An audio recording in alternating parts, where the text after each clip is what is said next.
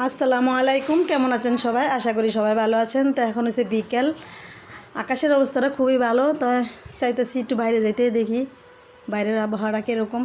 তো এই যে বাইরে আইসা বললাম, আইসা দেখি কি অনেক লোকজনই, মহিলারা দাঁড়া দাঁড়ায় যে রাস্তার পাশে কথা বলতেছে, কিছু কিছু মানুষ হাঁটতেছে। বিকালের ওয়েদারটা অনেকই ভালো। তো এখানে এই যে অনেক লোকজন কথা কথা, এখানে আবার একটু দাঁড়াইছিলাম, দাঁড়ায় দেখলাম যে পাশে একটা বাড়ি। তো বাড়িটা আবার রং করছে, খুবই সুন্দর দেখা যাইতেছে। এখানে আবার আমার আপাও দাঁড়ায় আছে, আর অনেকজন পরিচিত হয়ে দাঁড়ায় আছে, কথা কইতাছে আশেপাশের মানুষ।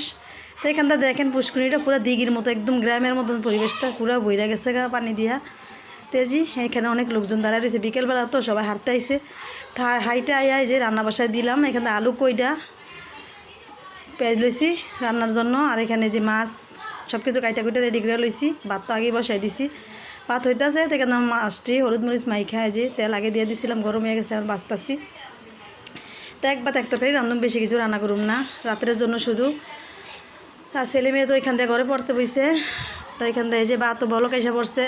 তো মাছটা ভাজা শেষ, মশলাপাতি সব কষাইয়া আলুটা আগে দিয়ে দিছিলাম অফ ক্যামেরাতে। আলুটা যে কষাইয়া সিদ্ধ হয়ে গেছে, পরে আলা কহি দিয়ে দিব। তো এখন কহিটা দিয়ে দিয়েছি, অনেক কচি কহিগুলা এলাকা আগে দিইনি আলুর সাথে, গইলা যাবো দেখিয়া।